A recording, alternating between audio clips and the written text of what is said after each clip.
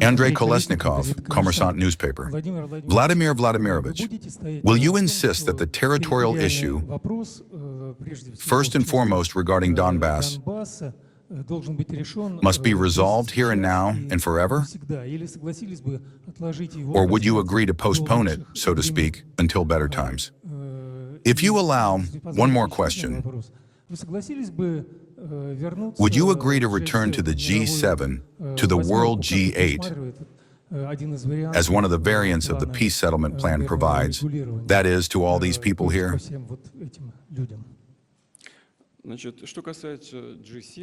for the G7 or G8, well, we didn't ask to be there.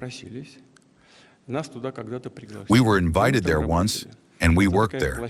It's a platform for coordinating certain positions. I must say, pay attention.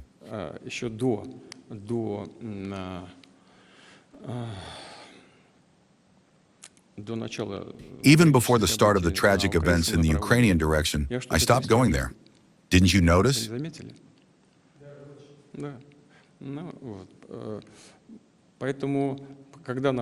Well, therefore, when the events in Ukraine began, they said, well, we're not waiting for you there anyway.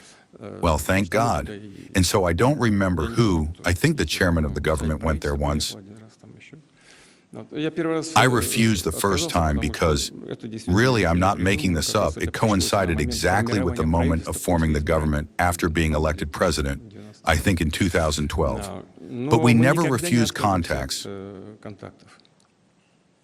We are always open to interaction. But first of all, no one invites us here. I haven't heard or received any official proposals.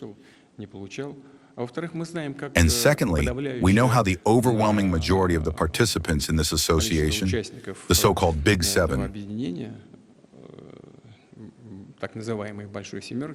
I already said once, I don't really understand why they call it the Big Seven. In terms of territory, population, and contribution to global GDP, they are getting smaller and smaller. Well, it doesn't matter. They are still important partners for us. In the current situation, I don't really imagine how we would interact with them directly like that. Can you imagine it yourselves? Well, we arrive, say hello, and then sit there frowning and glancing at each other, or what? I think that this should lead to some kind of normalization.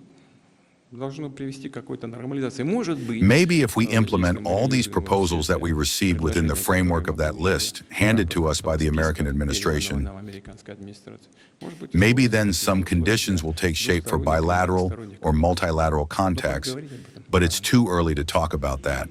And the first question was, yes, you understand. I'll tell you very briefly now. I think it will be immediately clear what this is about.